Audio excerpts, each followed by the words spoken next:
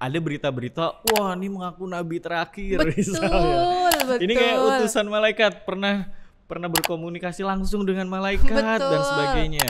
Tapi balik lagi itu perlu dicek lagi kejiwaannya. Tapi secara umum biasanya datangnya seperti itu.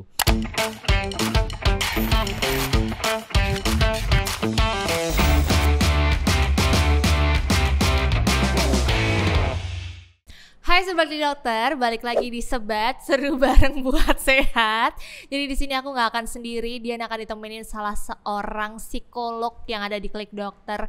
Jadi kita bakal bahas tentang 3 hal nih. Ada halusinasi, delusi, sama ilusi. Kita langsung aja tanya ke orangnya. Ada Mas Iswan di sini, tepuk tangan dong. Hai Sobat Klik Dokter. Nah, ini adalah salah seorang psikolog Klik Dokter bukan? Yes, betul. Sering nulis artikel di Klik Dokter ya Mas? Betul. Jadi ini banyak banget Mas yang teman-teman aku tuh tanyain, sebenarnya tuh aku cinta sama Kim So Hyun tuh termasuk halu gak sih? Wah, narik ya. Iya, itu kita bahas beneran lagi. gak sih Mas? Atau lama-lama bisa jadi gila gitu? Jadi kalau misalnya kita ngebahas istilah-istilah psikologi itu kan sekarang makin banyak yang mispersepsi atau overuse ya, Badian gitu. Tadi misalnya Mas Iswan, kalau aku misalnya jatuh cinta gitu ya, Iya. punya fantasi pengen atau punya pacar orang Korea dan sebagainya itu gimana gitu. Nanti kita kenalan lagi sama istilahnya namanya obsesi. Oh beda lagi. Beda lagi gitu. Jadi Oh. makanya banyak banget istilah yang terkadang karena asal dipakai aja di sosmed dan sebagainya, akhirnya jadi seolah-olah istilah itu benar. Nah, Padahal secara definisi kan belum tentu benar ya. Beda Gitu. ya. Beda banget. nah ini aku mau tampilin Mas, ada pertanyaan ya Mas Ya, ya. boleh. Nah di sini udah ada ya Mas, ini pura-puranya aja ya. Di situ ada TTS. Aku mau ngetes sama Mas Iswan. Sebenarnya ngetes psikolog tuh sebenarnya kayak salah ya, ya kan? Kayak ngetes apa gitu aturan tuh, ngetes pendidikan jasmani ke psikolog gitu aturan. Nah ini aku mau ngetes Mas nih. Ada 1 menurun ya, gangguan persepsi nih Mas, yang membuat seseorang mendengar atau merasa mencium atau melihat itu termasuknya apa disebutnya?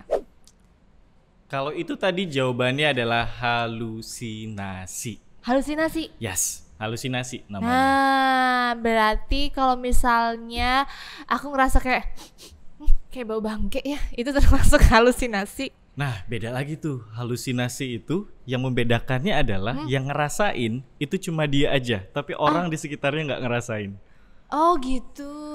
Kalau misalnya kita sama-sama nyium sesuatu, Heeh. Mbak Dian nyium juga nggak? Iya, nyium. Iya. Itu bukan halusinasi. Oh, oke. Jadi Oke. halusinasi itu cuma diderita atau dirasakan sama yang bersangkutan aja, tapi nggak dirasain sama orang di sebelahnya dan sebagainya. Berarti kalau misalnya di antara semuanya yang nggak nyium cuma dia doang, berarti hidungnya mampet ya? Bisa jadi, itu perlu periksa lagi tuh ke dokter. Bener. Lanjut Mas. Ini ada Apa pertanyaan berikutnya nih, TTS-nya? 2 mendatar. Oke, 2 Mas. mendatar. Gangguan kesehatan mental yang menyebabkan pengidapnya kesulitan untuk apa nih? Memahami mana kondisi nyata, mana yang enggak. Kalau misalnya kondisi nyata atau enggak itu biasanya berkaitan sama delusi. Delusi. Ya, beda sama halusinasi tadi. Kalau delusi itu lebih pada ke keyakinan. Gitu ya. Kalau halusinasi itu biasanya lebih pada berkaitan sama panca indera nih, Mbak Dian. Makanya kalau halusinasi itu ada halusinasi di pendengarannya, penglihatannya, tapi kalau delusi itu lebih pada ke keyakinannya. Oh, delusi lebih ke keyakinan. Ya, keyakinan yang irasional gitu ya, keyakinan yang nggak masuk akal, itu khas banget di delusi. Ini aku banget Mas, kayak gini. I'm a princess. Gitu itu termasuk delusi nggak?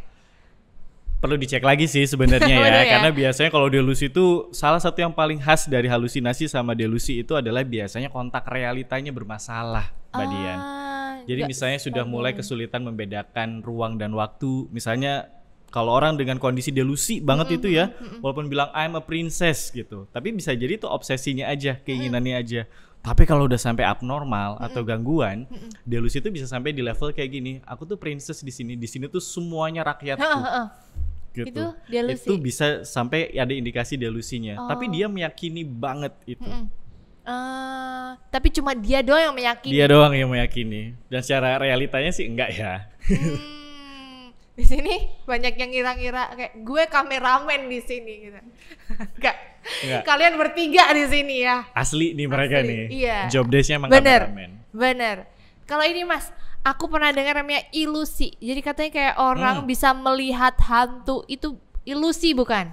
Nah, kalau ilusi itu biasanya berkaitan sama bagaimana kita mempersepsi sesuatu ya, Mbak Dian, gitu ya. Misalnya kalau kita lagi tidur kayak gitu, terus kebangun, ngelihat ada guling, terus kita mirip itu, wah ini kok kayaknya kayak pocong ya. Itu bisa jadi salah satu ilusi. Jadi ilusi itu berkaitan dengan kekeliruan kita mempersepsi sesuatu.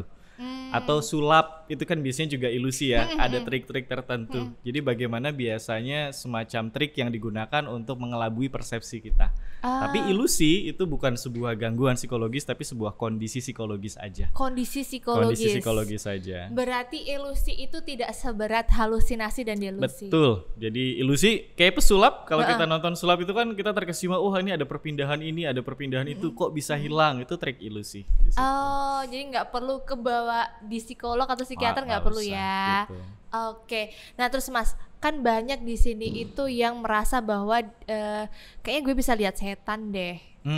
Atau banyak kayak kabar-kabar kalau misalnya kayaknya aku pernah dibisikin goib, lihat nggak kayak gitu-gitu kan ya. Nah itu tuh pertanda bahwa apa itu delusi, ilusi, halusinasi atau gimana, atau gabungan tuh? Ya, mungkin Sobat Klik Dokter beberapa kali dengar ya berita banyak banget gitu. Bener. Misalnya ada kasus orang lain melukai orang lain gitu, atau misalnya mohon maaf dalam artian sampai membunuh orang lain. Terus diberitakan, iya alasan dia melakukan itu karena mendengar bisikan. Betul. Bisikan goib gitu, bisikan dari siapa dan siapa. Jadi satu hal yang kita perlu pahami nih Mbak Dian tentang halusinasi, itu kan tadi berkaitan sama panca indera ya. Ada pendengaran, penglihatan, penciuman, peraba dan rasa. Jadi halusinasi itu semua panca indera kita yang biasanya jadi salah satu indikatornya. Nah, kalau misalnya kita mendengar nih, itu namanya halusinasi auditori. Halusinasi auditori, oke.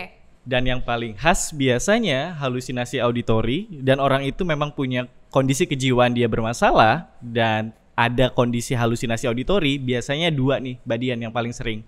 Satu adalah kalimat perintah. Atau yang kedua adalah kalimat yang ngata-ngatain dia. Misalnya kalau ngata-ngatain kayak gini, wah kamu tuh bodoh, kamu tuh nggak pantas, kamu tuh kayaknya nggak layak. Jadi dia mendengar ada kalimat yang ngata-ngatain dia. Itu satu. Atau yang kedua itu kalimat perintah biasanya Mbak Dian, lari, pukul. Makanya sering sekali kan kalau di berita di TV itu banyak banget yang bilang kalau motif dia melakukan ini karena bisikan goib. Betul. Bisikan goib dan sebagainya. Dan itu nggak sekali dua kali loh ya. Di berita tuh sering banget kita temuin. Nah itu besar kemungkinan halusinasi auditori yang isinya commanding atau kalimat perintah. Itu pengaruhnya apa Mas? Maksudnya kayak kenapa dia bisa mengalami hal tersebut? Misalnya kayak apakah dia dalam keadaan kosong nih atau kayak gimana? Jadi kalau misalnya halusinasi, delusi itu kan kalau dikelompokkan lagi kan masuk dalam kondisi atau gejala psikotik ya. Psikotik, oke. Ya, Mbak Dian. Jadi itu adalah kondisi atau gangguan psikologis di mana seseorang itu yang paling khas adanya bermasalah di orientasi waktu dan tempat.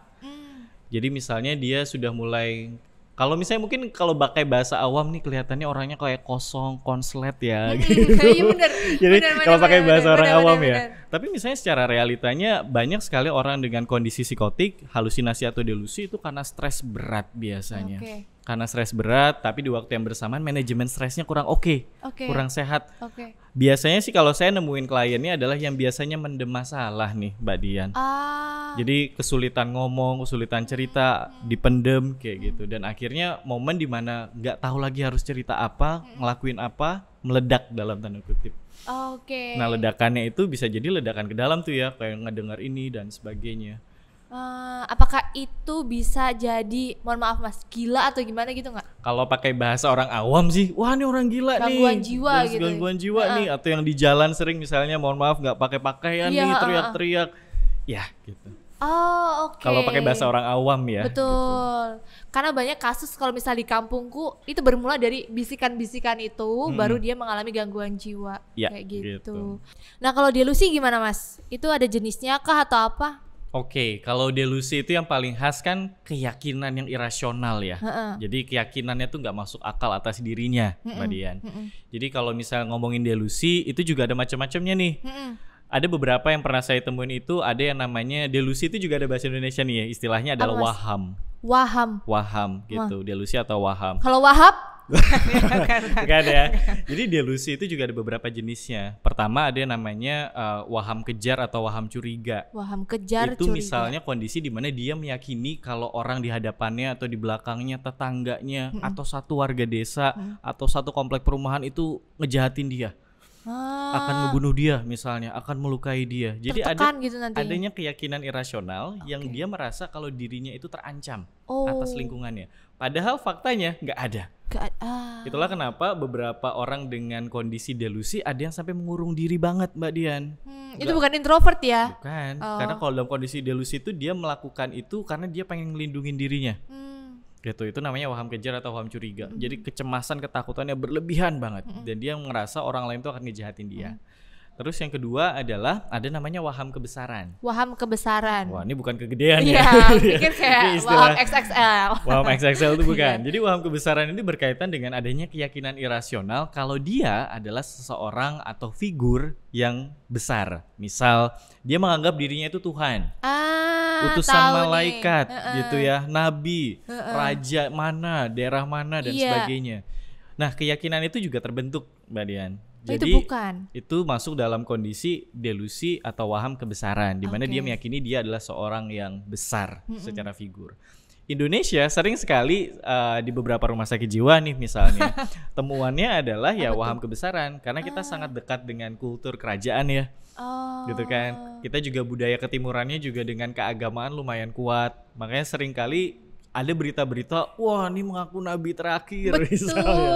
Ini kayak utusan malaikat, pernah berkomunikasi langsung dengan malaikat dan sebagainya. Tapi balik lagi itu perlu dicek lagi kejiwaannya. Tapi secara umum biasanya datangnya seperti itu. Nah, yang paling khas nih Mbak Dian kalau level keparahannya, dia sampai disorientasi waktu dan tempat. Misalnya Mas? Misalnya, aku sekarang sedang hidup di tahun 1700-an dan kalian semua rakyatku. Saya pernah nemuin itu dulu waktu praktek. Jadi dia merasa dirinya adalah seorang raja dan perawat di rumah sakit itu, pasien yang lain itu adalah rakyatnya dia. Nah itu lumayan parah sih intensitasnya karena udah disorientasi waktu dan tempat. Nah, hal itu kenapa bisa terjadi Mas? Padahal kan kita live present kan sekarang, tapi dia bisa berpikir beberapa tahun bahkan puluhan tahun sebelum itu. Kenapa tahu gitu hal itu? Oke, jadi biasanya kalau kami berkomunikasi dengan bahasa sederhana adalah orang dengan kondisi halusinasi dan delusi, mereka punya masalah dengan kontak realita. Kontak realita, oke. Kontak realita. Makanya biasanya pertanyaan basic kalau kita tahu orang ini ada indikasi halusinasi delusi adalah ditanya, Bapak Ibu tahu hari ini hari apa? Jam berapa? Tanggal berapa? Bulan apa? Tahun berapa? Itu untuk ngecek apakah dia beneran present apa enggak. Oh, just simple nanya waktu. Jadi kalau misalnya di rumah sakit ketemu psikiater dan psikiaternya kok sampai nanya tanggal sih dan sebagainya, itu salah satu pemeriksaan psikiatrik untuk mengetahui apakah pasien ini bermasalah atau tidak dengan kontak realitanya, Mbak Dian. Karena biasanya ketemu tuh, oh iya sekarang itu udah tahun 1900-an ini kayaknya pemerintahan susah deh dan sebagainya. Padahal sekarang 2024. Tapi orang delusi, Mbak Dian, dia tuh confidence banget menceritakan itu tanpa keraguan. Saya aja pernah mau direkrut jadi salah satu masyarakat atau warga di sebuah kerajaan. Coba gitu. Mas. Pengen join sih gitu ya. Tapi makanya tapi kan saya berusaha untuk tidak mengkonfrontasi itu ya, karena nanti takutnya dorongan agresifnya muncul karena ada orang yang tidak meyakini itu. Makanya pendekatan ke orang dengan gejala delusi itu perlu kehati-hatian juga, karena kalau langsung kita konfrontasi mereka merasa, kamu siapa? Gitu. Jadi, lebih baik mengiyakan atau mengenggakkan nih Mas kalau ketemu kayak gitu?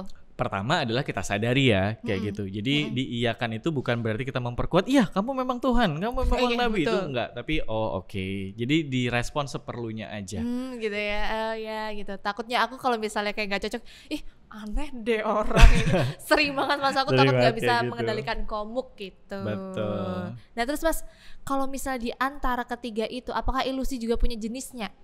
Kalau ilusi kan sebenarnya lebih pada kalau kita kenal kayak kita nggak fokus atau itu trik sih Mbak Dian gitu ya. Misalnya kayak sulap kan nggak ada jenis-jenisnya banget ya gitu. Tapi lebih pada ke trik ilusi dan sebagainya, ilusi optik dan sebagainya, penglihatan kan dan sebagainya. Jadi kalau ilusi itu kan kondisi psikologis aja yang dimainkan, tapi bukan sebuah gangguan. Jadi nggak ada jenisnya sih kalau ilusi.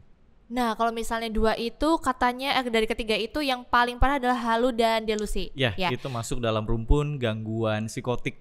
Psikotik, ya. Oke. Nah, dari 2 itu, apakah si penderitanya sendiri tuh kayak yang berkeinginan untuk kayaknya aku harus periksa ke psikolog, atau dari faktor keluarga yang mencoba untuk memeriksakan, atau dari faktor orang lain gitu? Macam-macam, tergantung yang mengeluhkan itu siapa. Yang mengeluhkan. Misalnya kalau kayak halusinasi ya, tadi kita sempat ada bahas, ada halusinasi auditory di mana itu paling banyak banget diberitakan. Misalnya dia diminta untuk menyakiti orang lain, membunuh, membacok dan sebagainya. Pernah waktu saya praktek di salah satu rumah sakit itu, yang membawa itu justru malah polisi. Karena si pasien ini itu melukai orang lain di jalan, ngamuk gitu, diamankan sama polisi.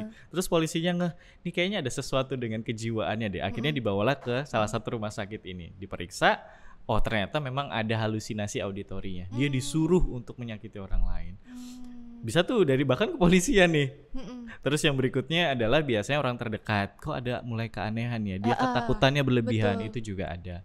Atau dari orangnya sendiri. Saya punya klien juga nih Mbak Dian, dia dengan kondisi halusinasinya, dia bilang, saya itu nggak bisa tidur Mas Iswan, karena setiap mau tidur ada yang ngebisikin saya. Gitu. Ini bukan overthinking ya, tapi beneran ada yang ngebisikin. Biasanya saya tanyakan, yang ngebisikin laki-laki atau perempuan? Apakah kelihatan nggak wujudnya? Karena terkadang ada visualnya juga Mbak Dian. Makanya nanti ada halusinasi visual gitu. Dia melihat ada sesuatu yang berkomunikasi ke dia. Ini bukan berarti setan atau itu ya, bukan lagi ya. Nah, karena kalau misalnya ini diceritakan oleh yang kayak ke tim-tim pemburu hantu, itu kan berarti kayak konten bisa, ya. bisa lihat setan nih gitu. Tapi kalau kondisi halusinasi yang paling kerasa adalah pasien atau klien tersebut itu biasanya sangat ketakutan atau sangat tidak nyaman dengan kondisinya.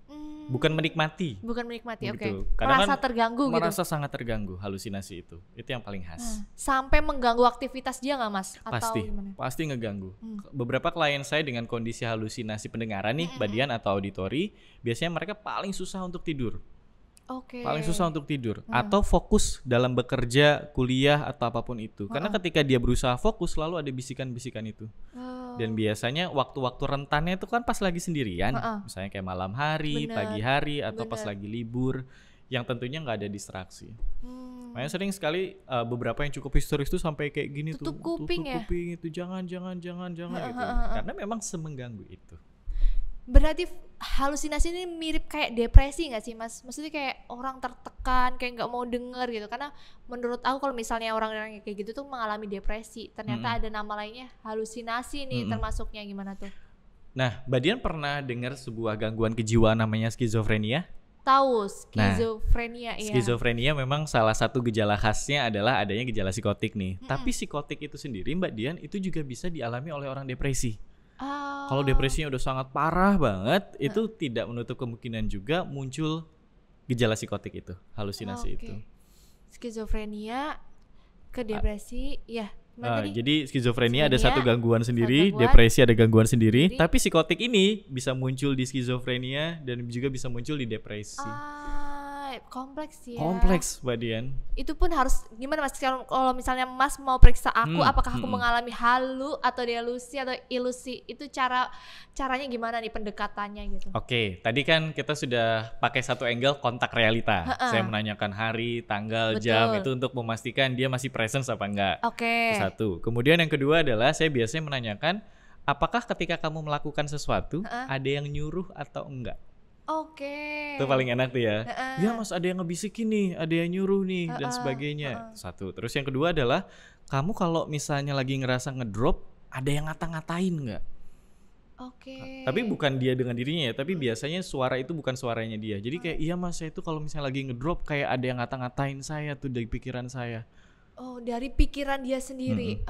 Gitu. Jadi misalnya, iya kamu tuh emang bodoh, kamu emang nggak pantas, kamu emang nggak layak gitu. Itu makin kerasa. Jadi biasanya saya ngeceknya dari situ. Baru nanti dari situ mulai berkembang, diamati. Saya biasanya panggil orang terdekatnya untuk mengkonfirmasi apakah pernah melihat klien tersebut mengeluhkan yang sama atau enggak gitu. Jadi perlu konfirmasi nih Mbak Dian. Untuk membedakan jenisnya apa? Karena kan tadi salah satu pembedanya adalah halusinasi dan delusi orang lain tuh nggak merasakan, cuma dia yang rasain. Gitu. Terus rentetannya berapa lama Mas untuk tahu nih ternyata misal Dian mengalami X gitu. Itu berapa lama untuk Mas tahu kayaknya harus gini nih orangnya atau ternyata dia punya kecenderungan ini gitu. Nah itu pemeriksaannya perlu back to back ya gitu. Dalam artian kita harus cek dianya, cek keluarganya kayak gimana dan sebagainya. Karena halusinasi dan delusi itu bukan sesuatu yang sederhana. Betul. Kalau misalnya itu kita salah treatment, salah pendekatan, obat atau terapi yang dikasih pun juga akan beda. Makanya Mbak Dian, saya biasanya kalau sudah ada mulai gejala psikotik, saya udah mulai kerja sama psikiater. Gitu. Makanya di psikiatrik itu, teman-teman psikiater itu juga bisa meresepkan obat namanya antipsikotik. Antipsikotik. Kan kita pernah mendengarnya antidepresan gitu ya. Nah, ada juga nih antipsikotik Mbak Dian, itu khusus untuk menurunkan gejala-gejala halusinasi atau delusinya. Soalnya selama ini aku cuma minum antihistamin Mas. Gak gondok kan. Gak gondongan ya. Iya. Mas gitu. Ini ada berita nih. Oke, apa tuh beritanya Mbak Dian? Ya, ini headline-nya adalah dapat bisikan goib. IRT ini timbun ratusan bola tanah. Nah, itu termasuk halusinasi berarti. Kalau misalnya dia di level sangat meyakini itu dan perilakunya sudah dinilai nggak normal, besar kemungkinan itu ada indikasi halusinasi auditori karena perintah. Kan bisikan ya. Gitu, ada commanding, jadi itu perintah. Perintah, berarti itu termasuk halusinasi.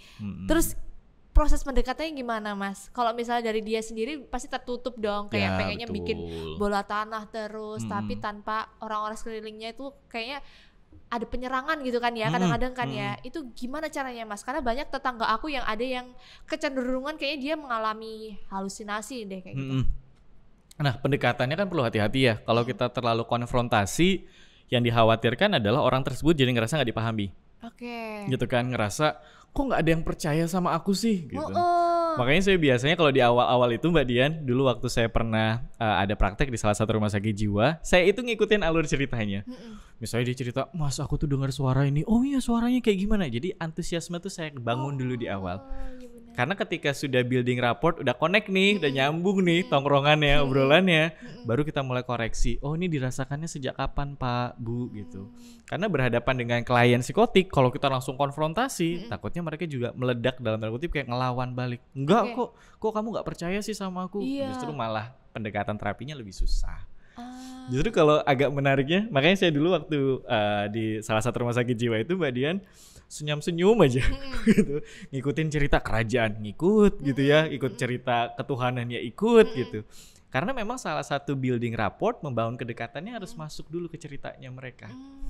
Setelah kita masuk dapat kepercayaan, baru kita tarik ke alam sadarnya. Kayaknya itu nggak sepenuhnya real loh, gitu dan sebagainya. I see. Jadi pendekatannya agak-agak butuh strategi nih Mbak Dian, karena kalau terlalu konfrontatif nggak enak. Benar. Gitu. Nah, ini pertanyaan penting Mas, ada pertanyaan penting. Dulu tuh ada kayak kejadian bahwa ada anak kecil yang dia itu sekitar umur berapa ya, 12 tahun ya, SD gitu ya. Dia mau beranjak SMP, habis itu ada ini Mas, disuruh belajar di rumah. Terus habis itu pasti kan dia di rumah terus dong ya, murung, gak punya sosialisasi dan gimana. Habis itu dia kayak merasa ada bisikan itu tadi, dan akhirnya dia kayak yang tadinya ceria ya, pinter, terus jadi kayak mengurung diri dan akhirnya halusinasi kayak gitu-gitu. Hal tersebut bisa sepenuhnya sembuh lagi atau enggak Mas? Nah ini pertanyaan menarik ya, Sobat Klik Dokter. Jadi sering sekali saya itu ditanyain, Mas bisa sembuh nggak ya gangguan kejiwaan dan sebagainya? Tergantung jenisnya dulu ya gitu. Karena ada beberapa gangguan kejiwaan yang sifatnya degeneratif, yang makin lama makin parah, itu juga ada. Misalnya kayak Alzheimer gitu kan ya. Tapi kalau misalnya kayak skizofrenia, depresi atau psikotik, itu salah satu gangguan kejiwaan yang bisa kita pulihkan kalau saya bahasakan ya. Karena bahasa psikologis itu multitafsir nih Mbak Dian, makanya kita harus memberikan konteks. Sembuh itu kan kita mikirnya dari sakit jadi nggak sakit ya. Gitu. Padahal ada beberapa kondisi yang sifatnya butuh maintenance. Itulah kenapa misalnya orang dengan keluhan psikotik itu biasanya diminta kontrol rutin dan sebagainya. Jadi pulihnya itu adalah bagaimana dia menghadapi kondisinya atau diagnosa yang dia dapatkan. Bisa kok pulih secara sosial tuh bisa gitu. Secara Berfungsi sosial, lagi tuh bisa, secara emosi bisa. Cuman pendekatannya itu harus diperhatikan. Terus yang kedua adalah keluarganya mau ikutan apa enggak untuk support. Nah, ini Karena penting biasanya ya. triggernya itu datang dari rumah, Mbak Dian. Oh, hal-hal tersebut biasanya Betul. timbul dari keluarga. Makanya I konflik-konflik keluarga, konflik-konflik di rumah, dan orang tersebut misalnya merasa tidak berdaya di rumah, mau kemana lagi nih? Makanya kadang ke dalam tuh di repress atau dipendam. Jadi makanya ya struggle-nya macam-macam nih. Makanya saya biasanya kalau terapi ke klien dengan kondisi skizofrenia, depresi, psikotik itu melibatkan orang terdekat. Karena jangan sampai orang terdekat memperparah kondisinya, kan nggak enak ya. Gitu, justru orang terdekat yang melukai orang tersebut. Jadi emang butuh treatment berarti ya Mas Betul, ya. betul. Kalaupun misalnya keluar dari mohon maaf RSJ kayak gitu, nggak sepenuhnya dia tuh sebenarnya sembuh ya. Masih tetap butuh maintenance, kontrol, dukungan keluarga gitu. Makanya minum obat juga ya. minum obat juga sesuai anjuran dokternya ya, yang diresep sama psikiater. Nah, jadi makanya kenapa Mas? Apa? Tadi bilangnya makanya? Makanya dalam hal ini kalau sudah keluar dari rumah sakit, misalnya rawat inap ya, kayak gitu, di bangsal kejiwaan, keluarga itu memegang peranan penting setelahnya untuk ngejaga, meminimalisir stresnya dan sebagainya. Makanya biasanya keluarga juga perlu diedukasi. Kadang ada yang mikir, wah ini minum obat terus nanti ketergantungan gimana nih gitu. Dan sebagainya. Padahal obat itu fungsinya untuk menstabilkan. Dan ketika lagi stabil kan enak ya mau beraktivitas, produktif dan sebagainya. Tapi terkadang karena misinformasi atau kurangnya literasi, salah satunya ya, wah ini obatnya bikin ketergantungan nih, ngerepotin nih. Iya, gitu. Banyak persepsi aku juga kalau misalnya Ya kan? orang yang depresi gitu ya, kalau nggak minum antidepresan tuh bakalan kayak depresi lagi. Itu berarti salah ya Mas? Jadi memang obat-obatan itu kan sejauh dalam resep, kadar atau dosis yang pas sesuai dengan profil keparahan gejalanya itu masih aman-aman Mbak Dian. Karena kan obat psikiater tuh nggak dijual bebas di apotik ya. Benar. Aku juga nggak tahu tuh obatnya apa gitu ya. Kan, makanya biasanya obat psikiater itu udah ketaker gitu. Misalnya ini untuk 2 minggu, untuk 1 bulan. Jadi ketika teman-teman nih misalnya ada minum obat dari psikiater, jangan langsung ada mentalitas atau mindset aku akan ketergantungan, itu tuh enggak. Oh jangan ya tuh. Karena psikiater pun memberikan itu juga pasti dengan penuh pertimbangan dan asesmen yang sesuai juga. Nah bener nih. Nah Mas, kalau misalnya ada orang yang punya gejala tersebut terus pengen mengadu, ada nggak caranya dari Mas Iswan sendiri kayak you have to gitu atau apa gitu kan? Jadi ini balik lagi ya teman-teman, kayak halusinasi atau delusi kan itu bisa dikeluhkan sama yang bersangkutan atau orang terdekatnya. Jadi kalau misalnya kita merasa ada orang terdekat kita juga kok kayaknya mulai menunjukkan seperti apa yang Mas Iswan sampaikan tadi ya, bisa kok reach out. Terkadang kan miskonsepsinya kayak gini ya Mbak Dian, ke psikolog atau ke psikiater tuh nunggu parah dulu, ya kan? Pokoknya nunggu semuanya bermasalah banget. Padahal gejala-gejala awal, deteksi dini itu juga boleh loh ke psikolog atau ke psikiater. Contohnya Mas? Misalnya kok sudah mulai susah tidur ya, kok sudah mulai sering bengong melamun ya, kalau susah tidur aku iya tuh, yang kayak duh ya Allah tanggal 25 kapan? Wah gitu, itu beda nih. Susah tidur gitu. Setiap tanggal 25 ya susah tidur ya. Bukan ya. Karena memang biasanya itu bisa datang dari kita gitu ya, atau dari orang terdekat kita. Jadi makanya teman-teman kalau ke konsul ke psikolog gitu ya, baik lewat platform atau ketemu langsung by appointment, itu lakukan aja, itu bukan sebuah aib. Karena psikolog pun juga ngejagain kode etik yang datang ke dia kan. Nah ngomongin tentang pakai aplikasi gitu ya, bisa aku juga punya Mas aplikasi. Apa tuh? Jadi kalau misalnya mau konsultasi ke psikolog ya aku punya Klik Dokter gitu. Sekarang fiturnya udah bisa video call belum? Iya, jadi ada contohnya nih Mas, kalau misalnya nanti ditampil di layar ya. Ya, ini ada di gambarnya. Kalau misalnya dia psikolognya itu memenuhi atau pun dia pengen nih untuk di videoin gitu ya, itu ada di sebelah kanan atas kalau nggak salah itu ada gambar video atau kamera. Tinggal diklik aja, nanti tinggal nunggu aja psikolognya untuk join, terus bisa konsul langsung gitu, tatap muka gitu. Berarti salah satu kelebihannya nih teman-teman, Sobat Klik Dokter, saya bisa paham orang itu kalau konsul ke psikolog itu, mas aku orangnya ngomongnya belibet, boleh nggak ya kalau ngetik aja? Ada fitur chatnya kan. Betul. Tapi Mas kayaknya kurang mantep nih Mas kalau nggak curhat langsung gitu ya. Kalau nggak langsung ngeluh dan sebagainya cerita. Sekarang udah ada fitur video call. Jadi teman-teman jadi punya referensi style dalam berceritanya nih nanti. Bener, tapi ada batas waktunya Mas. Tentu. Jadi untuk lebih mengefisienkan kita cerita gitu ya, nggak ngalor ngidul gitu. Gitu. Jadi buka aja aplikasi Klik Dokter, yang belum download dulu. Gitu. Mas lanjut lagi. Boleh. Mas kalau misalnya lagi nih aku mau nanya, aku punya kecenderungan terhadap halusinasi, delusi, ataupun juga aku sering melakukan hal-hal elusi gitu ya. Apakah orang-orang sekitar aku itu wajib aku kasih tahu atau gimana ya? Udah kecenderungan nih kayaknya. Aku ngomong ke suamiku misal kayak gitu ya, kok aku sering lihat hal-hal yang gini ya gitu ya di rumah, itu sering banget Mas. Itu aku takutnya adalah aku mengalami kayak aku bisa lihat apa gitu deh, gitu, sixth sense gitu. Atau sebenarnya itu kayaknya ini udah kecenderungannya ke arah-arah psikologi yang nggak baik nih gitu. Lebih baik aku cerita atau itu aku pendem, takutnya itu cuma ini aku doang, miskonsepsi aku doang gitu. Idealnya teman-teman ya, Sobat Klik Dokter, kalau misalnya kita mengeluhkan kondisi psikologis tertentu, halusinasi, delusi atau yang lainnya gitu, akan lebih baik memang orang terdekat kita itu tahu. Orang terdekat kita itu tahu. Kenapa? Karena biasanya itu untuk meminimalisir trigger, Mbak Dian. Itu satu. Terus yang kedua, kita jadi dapat support system yang paham. Nah, yang terkadang agak cukup menjebak adalah kita memviralkan diri kita sendiri. Bener lagi. Nah, terkadang kita nggak siap sama respon orang. Itulah kenapa saya biasanya dengan gangguan jiwa tertentu, kalau misalnya ada orang tuanya bisa saya libatkan, saya libatkan.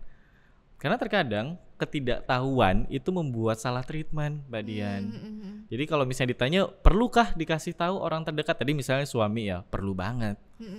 Kalau misalnya ada momen bisa konseling datang berdua, kayak gitu, datang aja, nggak apa-apa.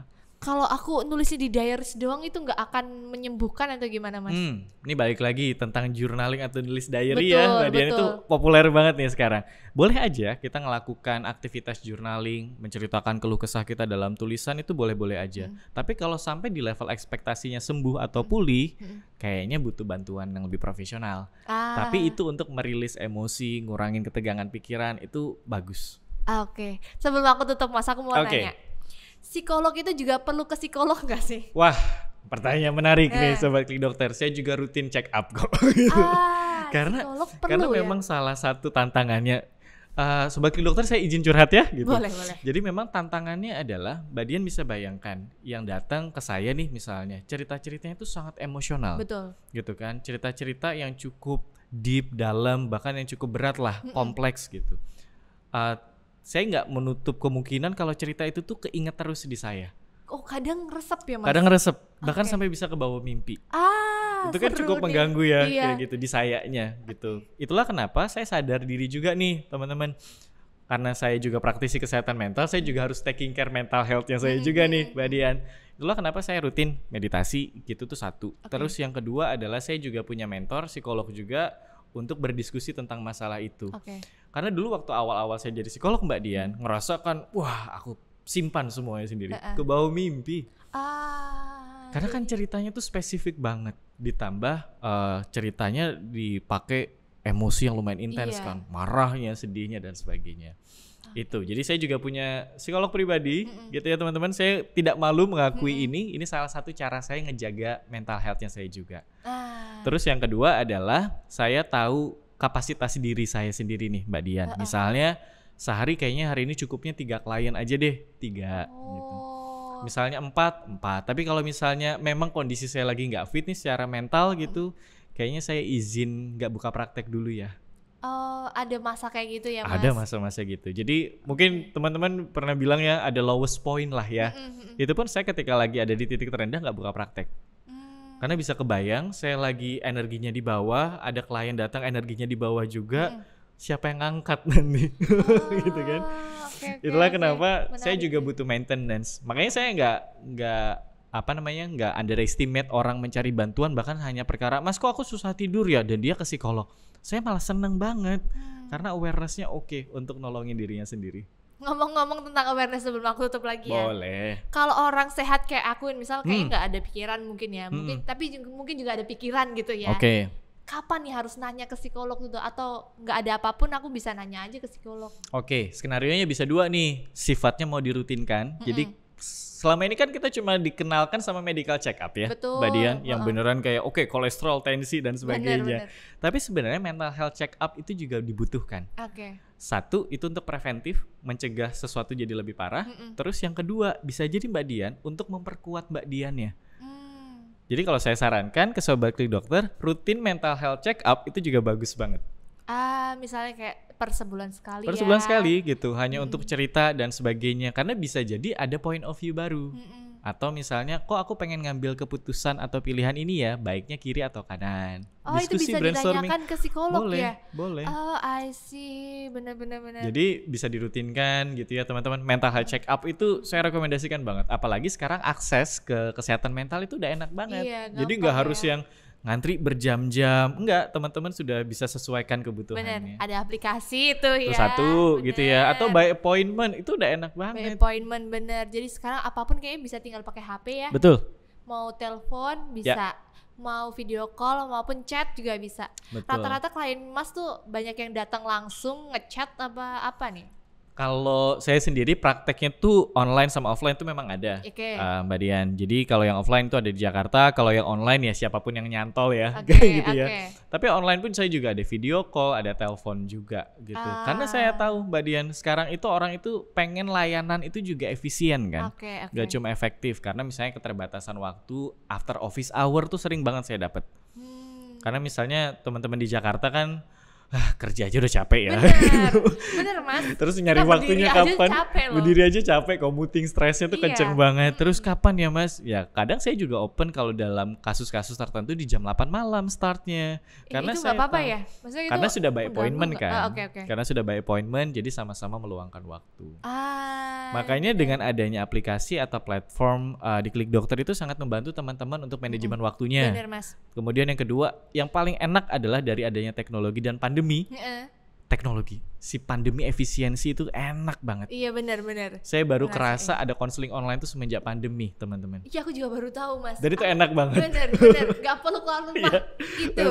Betul. Jadi kalau misalnya agak bercandaannya saya atasnya kemeja, bawahnya pakai sarung pun masih aman kayak gitu. Oh iya ya. Karena yang penting rapi atasnya aja kan. Iya benar. Tapi layanan masih tetap bisa disampaikan. Privacy enak. Kadang ada beberapa orang, Mas aku pengennya ceritanya dari kamar aja. Gak apa-apa kalau itu memang tempat yang bikin kamu nyaman untuk bercerita. Kan gak harus ke klinik kan. Makanya kan anak-anak Gen Z sekarang tuh kayak ngopi diperbanyak, ke psikolog juga diperbanyak. Jadinya kita gak beli rumah gitu. Gak boleh di rumah.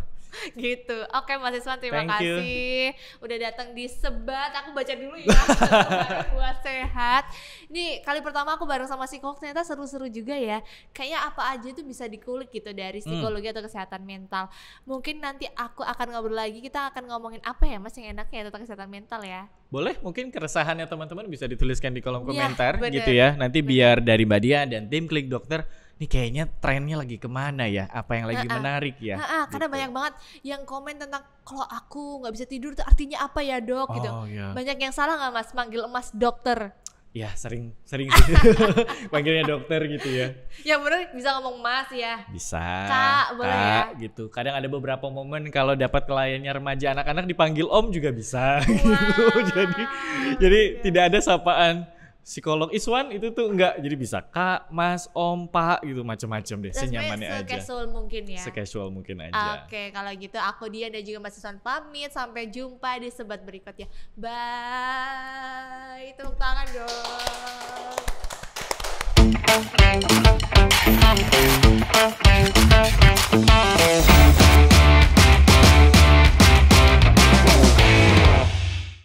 Klik Dokter.